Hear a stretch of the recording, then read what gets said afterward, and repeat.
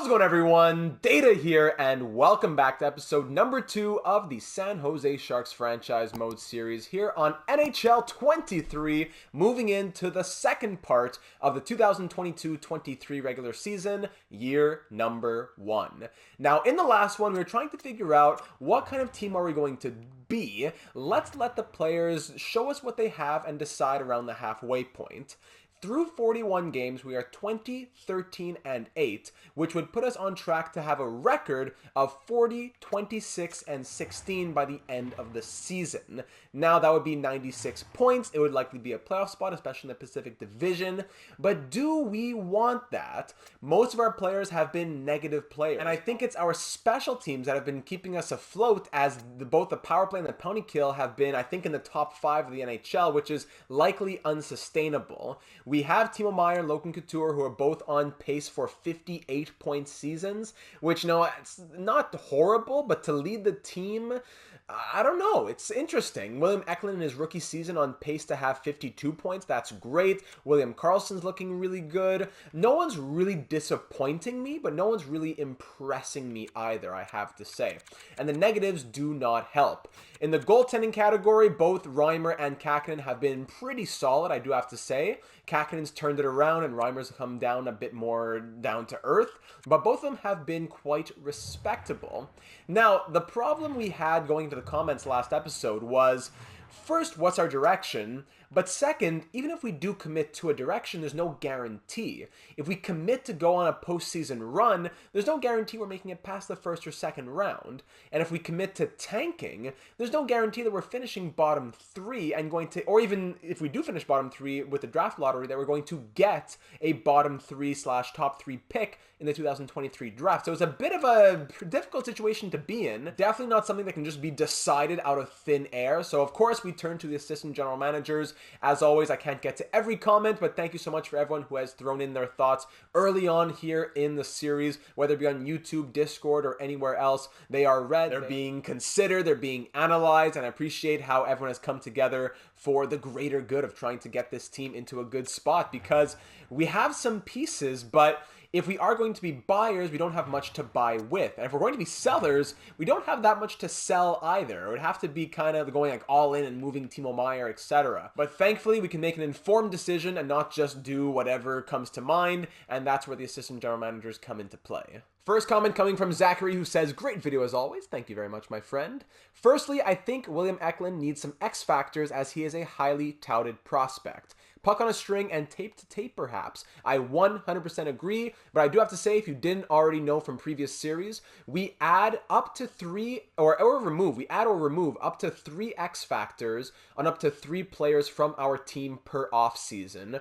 All the while, I'm updating the X factors of other players around the NHL, those who should have them but don't, even though they're like 90 plus overall. So William Eklund will get X factors this offseason guaranteed. I just don't want to do it midway through and try and, okay, let's, stretch out. Let's try and really get that postseason run. I think we've already committed to him as a 77 for now. He's doing very, very well, and he'll get those X factors.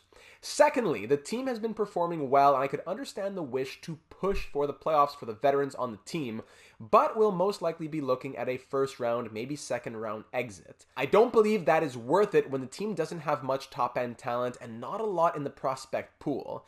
I'd say sell off pieces of the team and go for a full rebuild. Thank you for those thoughts, and I don't necessarily disagree. It's just that we don't really have much to sell either, I gotta say. Like Alexander Barabanov, for example, is probably our most valuable piece in terms of trade value. Putting him and a draft pick into a trade could probably get us a decent prospect, but a guy like Kevin Labanc can get us maybe like a 3rd or a 4th round pick. Like, there's not much that would get us a 2nd or even a 1st aside from Timo Meier, and I'm not sure that we've really decided on him just yet. Super Loser says, "Hey Data, great episode as always, thank you very much. I think it's still too early to make the decision on whether to sell or buy at the deadline. The team has a solid record, but that could just be a product of their good special teams. Wait and see what they do in the games leading up to the deadline. If they do keep winning, I'd still be hesitant to buy at the deadline, I agree.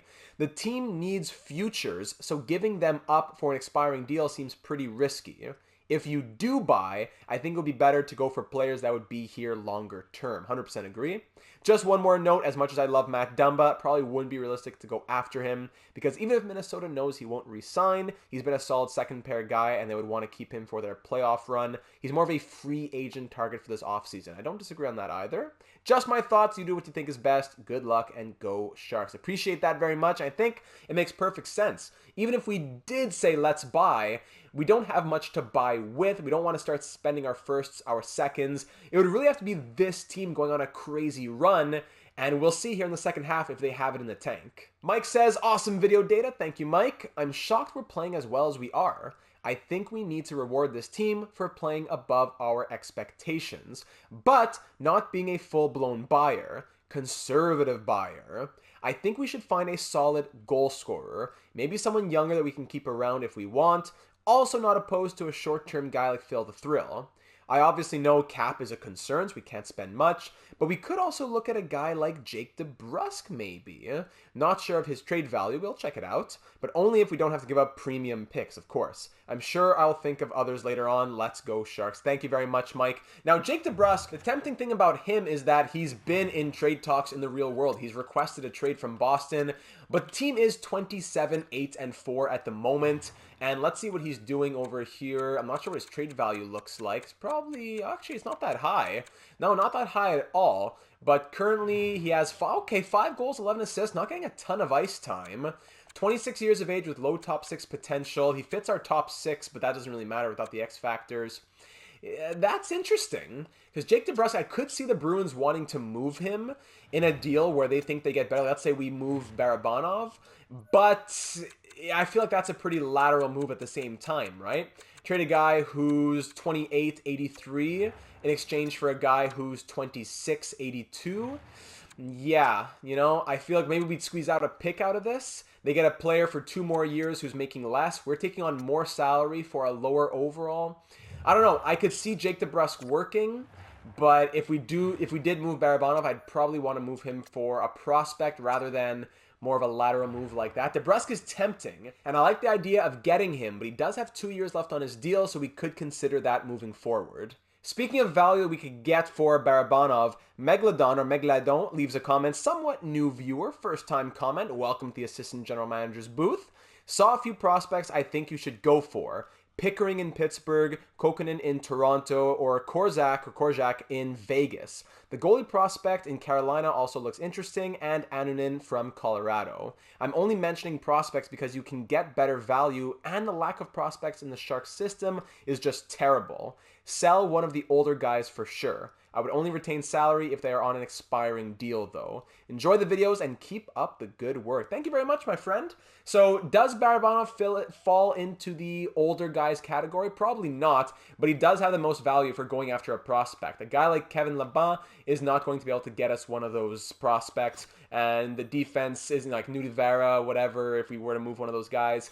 It wouldn't really do much. And goalies don't have that much trade value either in franchise mode, so moving Reimer, I don't think would do much for trade value. So it's really like, if we're going to make a trade, we'd have to zero in on a prospect and probably go all in on selling. Barabanov would go for the prospect, Laban would go for a pick, and we hope that we tank enough that we're, you know, in the bottom 5 or so of the NHL. Scrolling through the rest of the comments, I see so many great ones. Nice, long, well thought out comments from Joe, from Alfred. I'm going to just close it out here on video by skimming through Jack's comment. Jack says, I would say hold off on making any big moves. The team right now is not very good, and honestly, they are massively outperforming what they should be doing right now. But this is an EA sim engine, so nothing makes sense, you know? I would honestly expect some second half regression, seeing as your leading scorer is on pace for under 60 points, but you never know. If you are tempted to make a move for one of a guy like Studnicka or Kaut or Robertson, Kokkonen, Nimala, Alexiev, Wolf as goalie, there's a lot of those low risk, high reward moves that we could be looking at. For 2 potential guys to be in the draft, you know, it would make me want to tank, but unless we go for some of the low risk deals, I would want to see where we end up and potentially try to just move up in the draft. Tough, because that's also unlikely. With such high talent, we wouldn't really be able to trade into the top 3 or 5, I don't think, unless we had like the 7th overall pick or something. In summary, don't make a major move, and we can see where we end up. The Sharks aren't expecting much out of this season in real life, and making a big move right now, it might hurt us in the future. So there's a lot to consider, I do have to say, ladies and gentlemen. Thank you for leading all of these comments. I think when I take all these comments and boil them down to what we're going to do, I think I'm going to give it a 10 to 15 game kind of audition here in the second half. We're on pace for 40 wins, but that's if we continue the pace that we've been on. Now in the next 41 games, we need to win 20 more. So divide that by 4 over the next, let's say we do a 10 game sample size. We would need to win at least 5 of those games to go 5, 10, 15, 20. So if we can win 5 or 6 of the next 10, it would make me say, okay, it would be a kind of fringe. 7 or 8 would say, okay, let's continue. But if we win 2 or 3 of the next 10, we might go in the direction of, let's see what kind of prospects we could get and go from there. So it was a lot of comments just to not actually do anything yet, because we still have a lot of thoughts to, like, all these, it's up to the players. It's up to the players. So I'm going to go into the slow sim here against the Coyotes. We get a favorable matchup here against the 17, 18, and 4 Arizona Coyotes. Game 1 of the second half. The scouts have been sent out. We know what we want to do. We just got to let the players tell us.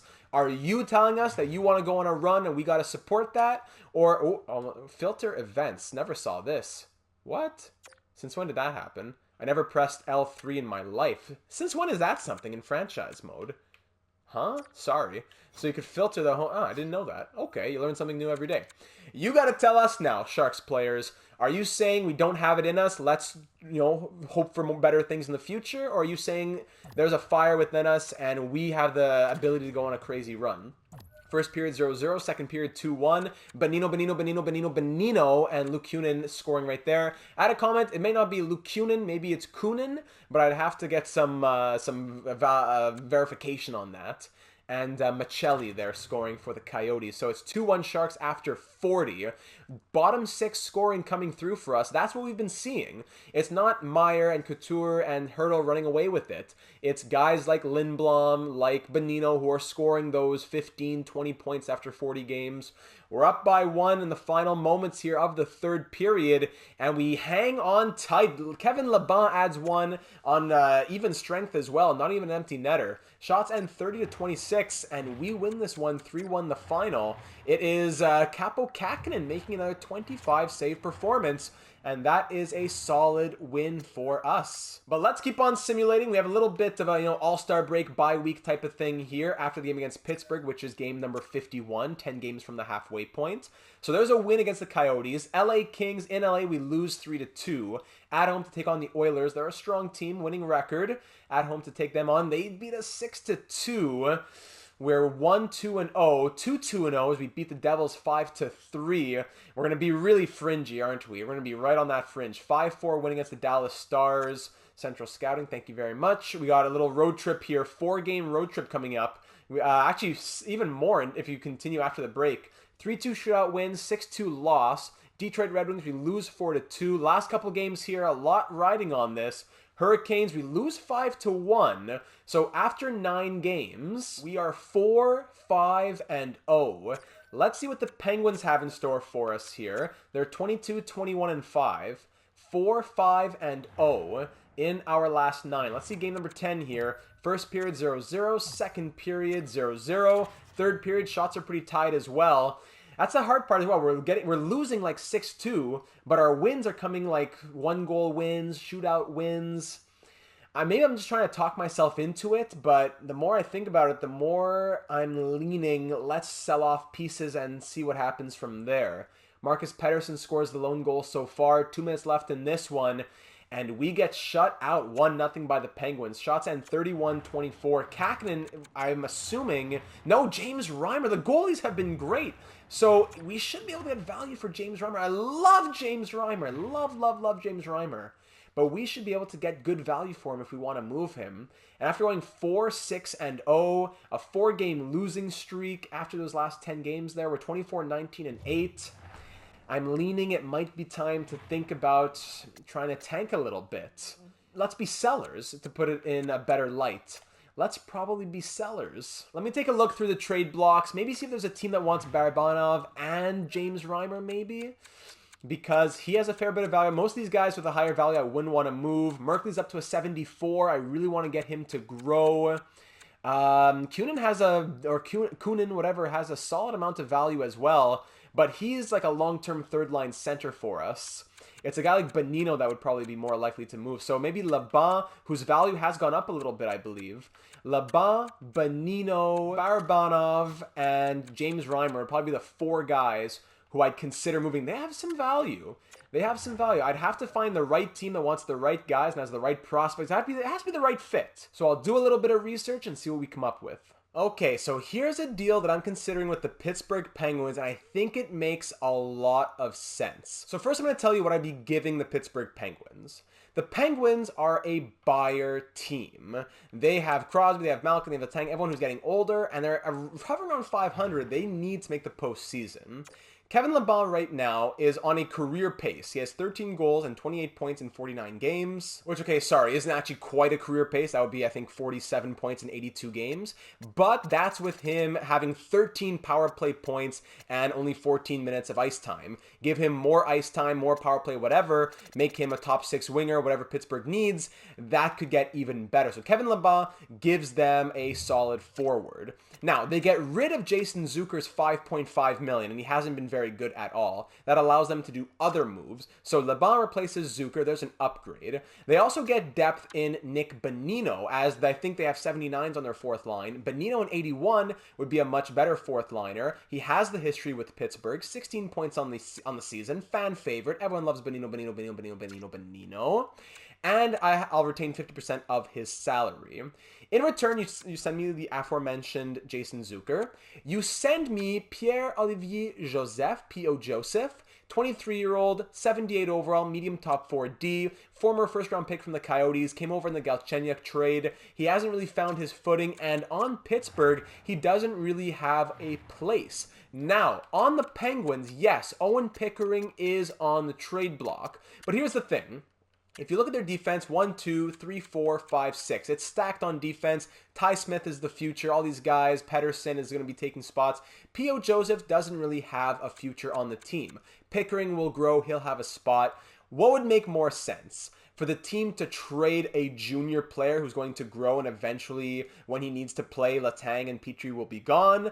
Or would they want to get value for a guy like P.O. Joseph, who hasn't played at all this season, played 1 game on the season, get some value for him now, and, that's the current logjam, not the future logjam, where Pickering isn't even fighting for a spot right now. It's Joseph who's sitting up in the press box every night.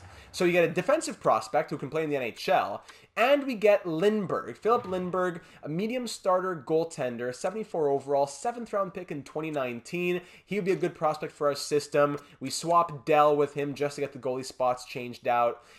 It's not an amazing trade. It's not like P.O. Joseph's a slam dunk. When I'm looking at other prospects around the league, this is a solid trade in terms of the value that we'd be trading out. Laban's value has gone up for how he's been playing this season.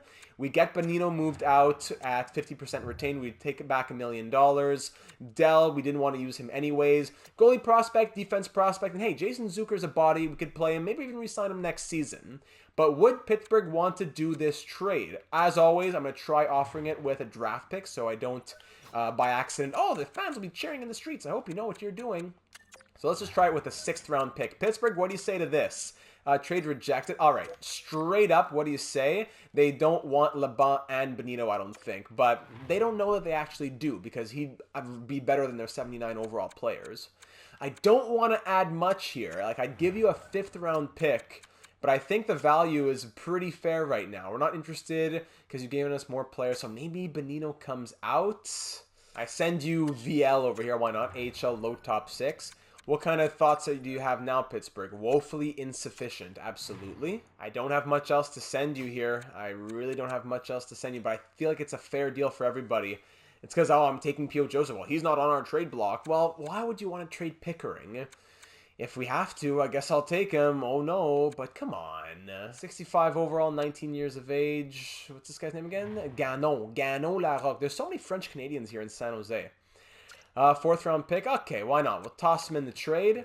What do you say to this, Pittsburgh? I'll throw in Gano Larocque, and it doesn't meet our block. Well, I'll add like a 4th round pick if this doesn't work.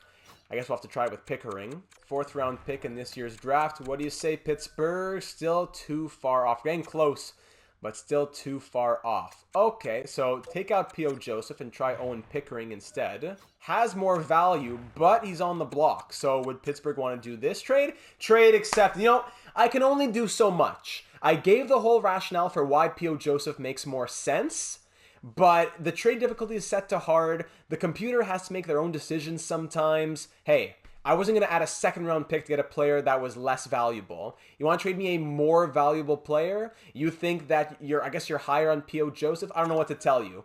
Owen Pickering, welcome to San Jose. Lindbergh, welcome to San Jose. Sorry, I want to keep prospecting the system. I didn't think that Larocque would probably be much. But hey, there's a trade. Jason Zucker's in the system as well. That doesn't hurt. Kevin Laban, a lifer with the Sharks. Thank you for your service. Good luck in Pittsburgh. Let me fix the lines and see what else we can do. All right, next deal that I came up with, according to what teams wanted and what teams made sense and who had value to come back the other way. A team that wanted Barabanov, that wanted and needed a backup goalie, and was a status of a buyer and didn't have a terrible record. The Jets are super fringe at a 500 record at this point in the season, 24-24-3. But they have pieces that, you know, they want Scheifele, they want Hellebuck, they want these guys to have a deep run. And they do have rookies aside from the one that we're going after. They have Perfetti, McGroarty, Lambert, Gustafsson. The guy that we're looking at is someone who's on the block here, Chaz Lucius. Lucius Haynes the 7th. Shout out to any Jimmy Two Shoes fans out there.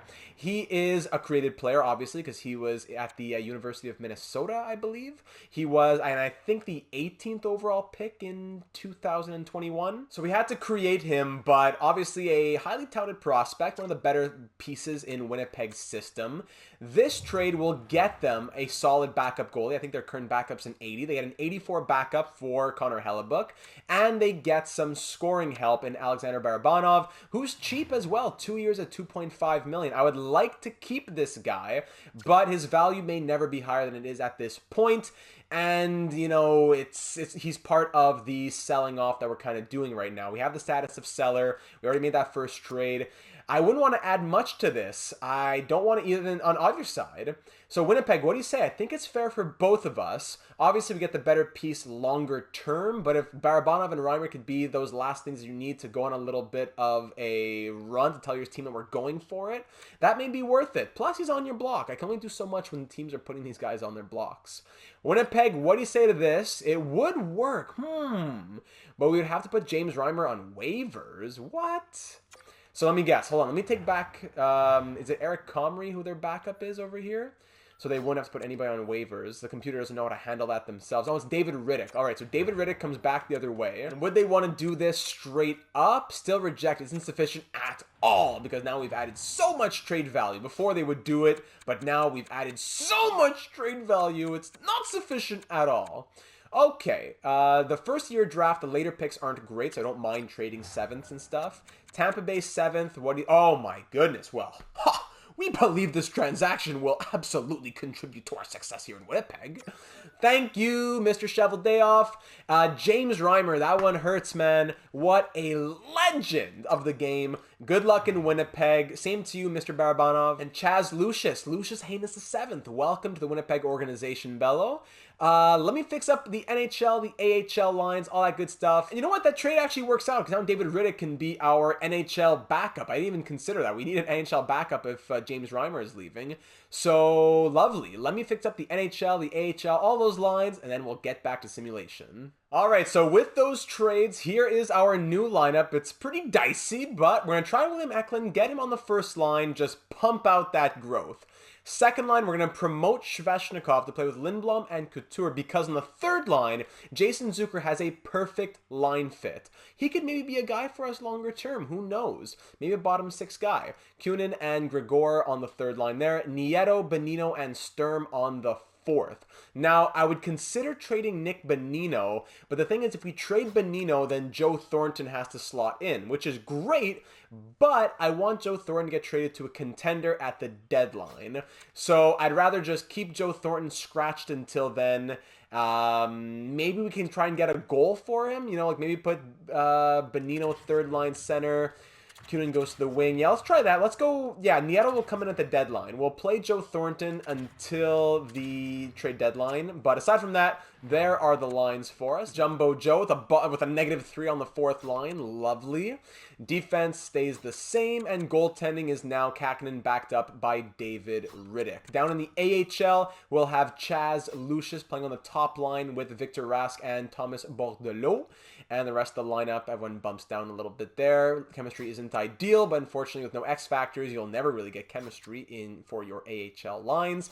And backing up Makanyemi is now Philip Lindbergh. So there's your update on the lineup to start off this, well, to move into the last 30 games or whatever, as we just did the next 10.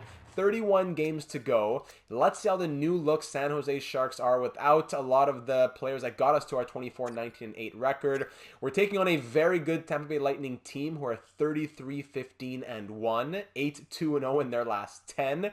Watch us go on a crazy tear now, right? But let's see how we do on the road, no less. And the road trip continues. We have more games on the road after we just played 4 or 5 on the road. Tough, but let's see what happens. First period, 1-0 San Jose, Nick Bonino. There he is. Second period, 1-1. Hayden Fleury ties it up. Power play San Jose, killed off by the Lightning. Power play Lightning. Next goal will get me to sim it to the end. Logan Couture. That's why they have Maxim Legacy in nets. And what? And the Sharks win 3-2. What a twisted world we live in. There, that breaks like our 5-game losing streak and an abdominal strain for William Eklund. You know what? Head coach can replace the player. That's a very short injury. Let's get back to the calendar and do some simulation towards the deadline. So we'll keep on simulating. I want to get to the game against the Penguins, since that'll be a little bit of we'll see how, hold on, 5-4 shootout loss against the Panthers and a 4-3 loss against the Capitals. We'll get a little bit of, and the Penguins have been winning since that trade that we made with them. Interesting. So we'll see how Kevin Laban and the Pittsburgh Penguins do at the Shark Tank. Here taking us on. We have similar records, but they are doing better than us, of course, as of late. First period, 1-0 San Jose. Jason Zucker shorthanded against his old team. Second period, 2-0. Luke Kunin, what? And the Sharks win 4-1, but Kevin Laban adds the lone goal, breaking the shutout on the power play. 2 goals from Sveshnikov. We got to stop slow simming, because we just win too much in the slow sim. But I love that Sveshnikov and Kunin and all these guys are doing well. I love that. But come on. Let's keep on simming towards the deadline. Eklund will get back into the lineup, and then we'll find a trade for Jumbo Joe. Edmonton wants to give me a 5th and a 6th in exchange for a better pick and a player. Like, what are you doing? Where's the logic in these trades? Please, don't even bother contacting me. Vegas Golden Knights, we beat them 4-3 in overtime. We're 27-20-9. Buffalo Sabres at home, we beat them 6. How are we scoring 6 goals in a game? We're on a 4-game winning streak. How? How is this happening? Oh my goodness. Okay, if we beat the Predators, who are like the best team in the NHL, we got to do something. We can't be like, if we're winning and we want to win, that's one thing, but it doesn't make sense. Here we go against the Predators, and here comes a juicy win. Why did it switch there? Let me go back to the NHL, AHL, nice little glitch, and we win 3-2. How? We're on a 5-game winning streak. What is happening? We're 30-20-9. I don't get it. It's not like I'm going to start benching players or something, but come on. Timo Meier, Couture, like Eklund's doing amazing. Luke Kunin, 32 points in 59 games. How is he doing this? And goaltending, let's see, Kakkonen, pretty solid numbers. Riddick had crazy numbers over in Winnipeg. He played 1 game, had 23 save performance in relief, played 51 minutes and got the win. That's insane. I don't get it. I really don't. But I don't know what to do. We're still a negative team. Our top players are still negative guys, just as somehow we're getting these crazy victories. I don't know what to say. You know what? Whatever happens, happens. We did what we could. We sold off. We got some. It's better than us being in this position right now, and we have the same prospect pool. At least we're in this position, and we have a better prospect pool. So maybe putting Meyer on the second line, Svechnikov at the top line will make us not do as well. I don't know. We're just at a point right now where we're going to just have to let the sim engine take its course, and we'll just have to live with whatever happens. At this point, we may even keep Joe Thornton. I don't know. Let's see what happens here. We have games against the Blackhawks, Canadiens, and Blues before the trade deadline. I don't anticipate much more happening in this episode.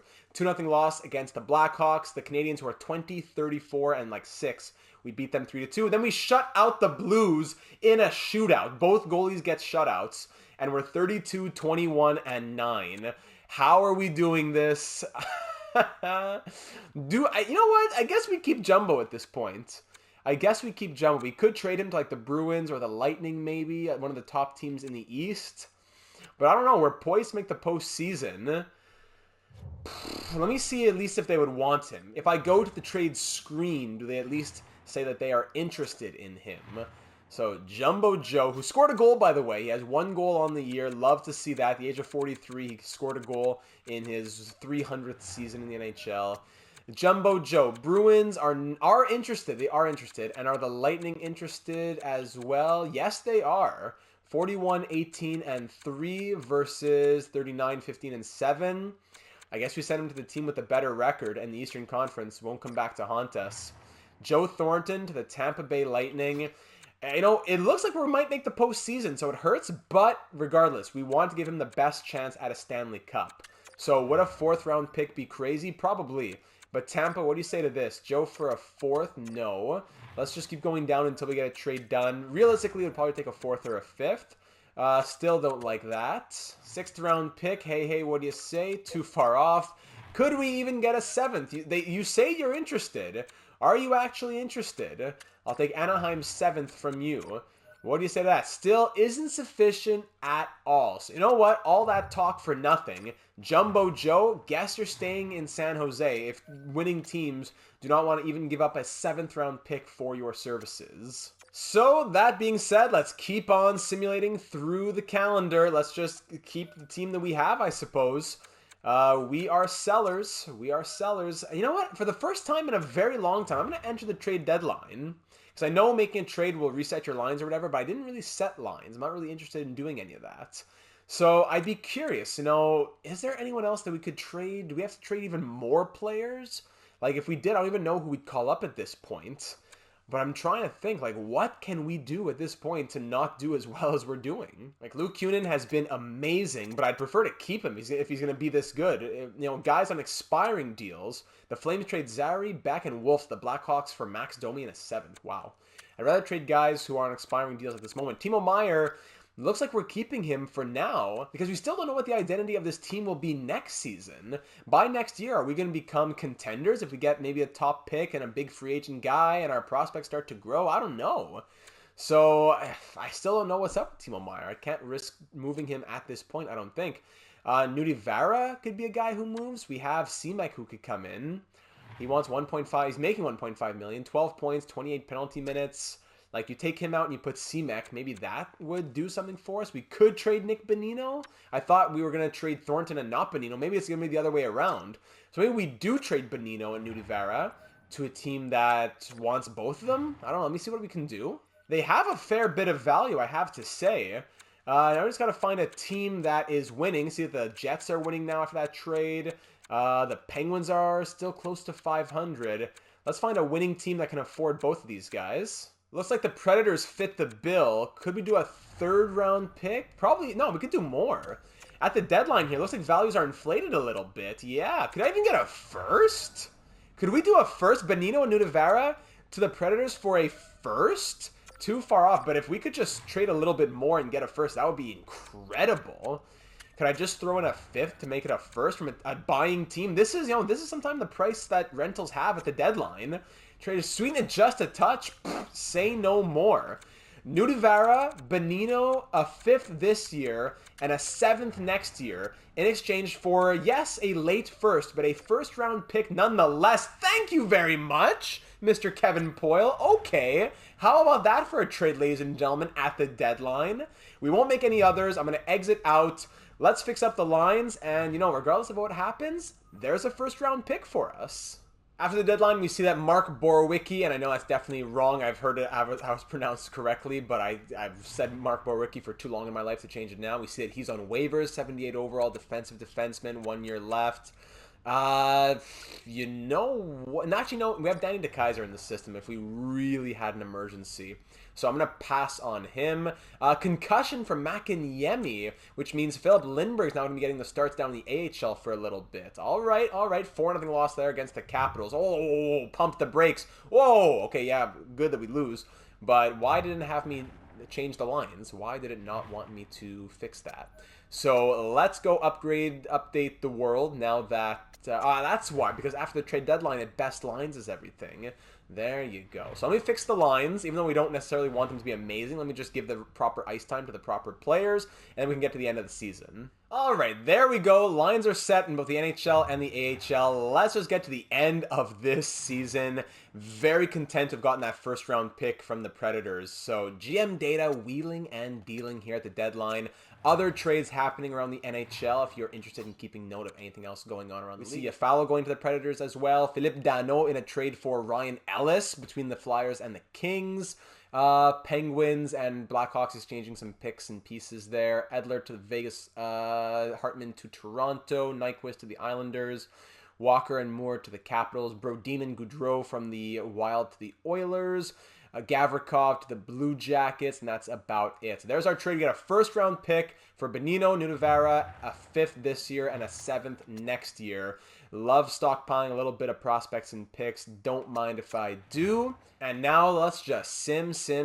It has been way too long to get to this point. Let's get to the end of this year. We could still make the postseason. Who knows? But we're coming off of a 4-0 loss. Makanyemi's already back, eh? So I thought he was going to be out longer. My apologies. Apologies to you, Mr. Strauss-Mann. Makanyemi back to the starting role here with the Barracuda. Let's keep on going. So 4-2 loss against the Jets. 2-1 overtime loss against the Avalanche. The Blues in St. Louis, Harrington, whatever, head coach replace. We beat them 5-2. Wild, we lose 4-3 in the shootout. 7-1 loss against the Blue Jackets. Yikes. Kraken, we beat them 4-3 in the shootout. Broken nose, head coach replace play. Again, all these injuries happening down in the AHL. Not complaining, but just saying. 4-3 shootout loss against the Islanders. 4-0 loss against the Oilers. We're slowly slipping down the standings. Then we beat the Canucks 3-1. We still may very well be in a postseason spot. Semek injured with a sore foot. So DeKeyser will come up now. 7-1 win against the Flames. Who's scoring these goals? 4-2 win against the Jets. 5-3 win. We're making the postseason. It's over. We're making the postseason. I don't know how we're doing this. Next strain for Lindblom. Who are we going to call up here? Steven Lorentz, get in here. And you know what? I'm just best linesing it. It's way too much effort for a team that we're not even really putting a lot of effort into ourselves right now. The only thing I'm going to touch is making sure Eklund is still on the top line. But you know what? Then I got to touch up this. I got to touch up that. There's so many things I got to do. So Lindblom's in for a little bit. Semek's back. Whatever. Let's just go back to where we were. AHL glitch. NHL, AHL calendar. Blah, blah, blah. 3-0 win! We were on pace for 40, and now we're going to even get more than 40. How are we going to surpass what we did in the first half with that team? And then we trade Bonino, Nudivara, Reimer, Barabanov, Laban. We trade all those guys, and we do even better in the second half. 41, 28, and 12 our record, finishing off the year against the 47, 26, and 8 Edmonton Oilers. It's going to be a first-round exit. Let's just accept it. But at least we got a first-round pick. We got some prospects out of it. It's better than a first-round exit and none of that happening. First period, Couture on the power play. Second period, down 2-1. Third period, 2-2. Nico Sturm ties it up. Overtime, that solves nothing. And in the shootout, we win. We're on pace for 40 wins, and we end with 42. I really don't get it. Did everyone play their 82nd game? Yes, they did. What a second half. Oh my goodness. All right, so in the end, we finished with 96 points, exactly what we were projected to do, and we finished 12th in the NHL, despite having 2.7 goals for per game and 2.83 against. Our power play ends at 17.8, tied for 4th best in the league, and our penalty kill ends at 88.6, the absolute best in the NHL.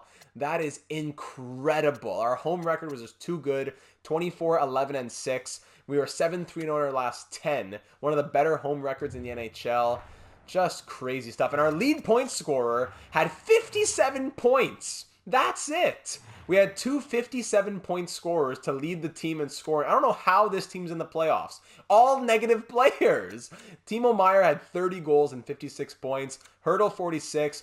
44-point rookie season for William Eklund, who's now up to a 78 overall. Love it. Luke Kunin, 38. Lindblom, 37. Sveshnikov, 32. Like that. Jason Zucker, since coming to San Jose, 13 points in 31 games. Better pace than he was on in Pittsburgh. So that's nice to see. Gregor, 21. Sturm, 20. Benning, 18. Vlasic, 18. Nijov, or Knizhov, I think it's Knizhov, I looked it up, 17 for him. Ferraro, 15. Thornton, 2 goals and 10 points in 40 games for the 43-year-old animal. Nieto, 7 and 23. Lorenz, 3 and 6. Semek, 2 and 11. And DeKaiser was a -2 through 9 games. The goaltending must have been out of this world. Kakinen went 35, 23, and 7 with 4 shutouts. 908 save percentage, 2.71 goals against. And David Riddick with the Sharks went 1-0-2, but in his appearances had a .919 save percentage and 2.29 goals against average. I don't get it. I don't get it. I've never seen something like this in all of our franchise mode series. Looking at the entire NHL now, if you're curious, Connor McDavid led the way with 93 points to lead the NHL. Leading the league in goals was Austin Matthews with 59.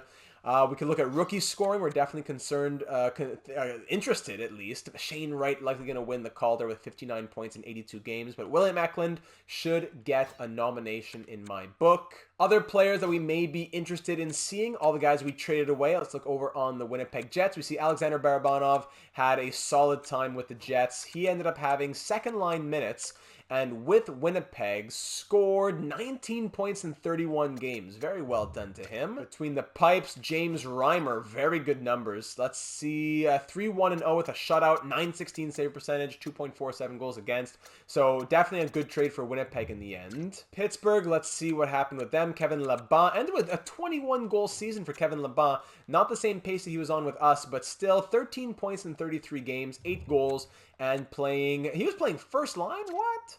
All right, good for him. And over on the Nashville Predators, let's scroll down and see here. Nick Bonino had a history with the Predators as well, so it made sense. Played 84 games in the end on the season, 7 points in 22 games. Hey, love it. Oh, and forgot about Nudivera, who also played 84 games this season. He went to Nashville, had 4 assists, and was a -3 through 22 games. So I'm not quite sure how we did it, ladies and gentlemen, but we are in the postseason in year number 1. It's not what we really wanted to do, but the players just willed their way here. I don't know which ones really did, but round number 1 will be, okay, Lindblom is back to full health. Round number 1 will be up against the Edmonton Oilers, who we just beat in a shootout to end the season. They were 47, 26, and 9 on the year. It will not be an easy matchup. McDavid, Draisaitl, everyone's there. So there you have it, ladies and gentlemen. Year number 1 in the books. We made the postseason. We have some extra prospects and picks. That's good, but still not exactly what we wanted. We would have wanted to be pushing for the bottom 3, bottom 5, but we'll have Nashville's first, which I'm not sure why they're projected to be like 11th, because they finished one of the top in the NHL. And we also have our first. So 2 firsts, a second, a third. Definitely good positions for good picks, but not as high as we would have wanted to be, unless maybe the draft we package a first or 2 with Timo Meier to move up. I don't know. Still a lot to consider. So let me know your thoughts headed into the postseason. Are we trying to win, or do we want to have our first be the 18th overall pick or whatever? We want to get swept out of the first round. What are we trying to do? What kind of lineup do we have? Aside from our guys in the high 80s, after Hurdle, Couture, and Meier, everyone is between a 77 and an 82. It makes no sense. Our defense is just Erik Karlsson at an 86. But EA land, we did it. We're here the postseason. Now the question is, what do we do from here? So what kind of lines do you want to see into the postseason? What are you hoping for in the playoffs? And feel free to also start thinking about your off-season thoughts. But I'll end it off there, ladies and gentlemen. Thank you for taking the time to watch in this crazy second half. We were at quite the crossroads. We went down one road, but the path ended up coming back to where we were in the first place. We had an even better record, same amount of points that we were poised to get, 96. But I appreciate you taking the time. Leave a like if you enjoyed the second half and you like those trades. Leave me your thoughts on the trades as well, along with your suggestions down in the YouTube comments or over on the Discord server, link in the description. We'd love to have you talking this franchise mode series, but so much more. Your franchise modes, the real world of sports, and much, much more. So we'd love to have you join and be a part of the team because it's that much better with you as a part of it. Appreciate you taking the time and looking forward to seeing you again in the next one.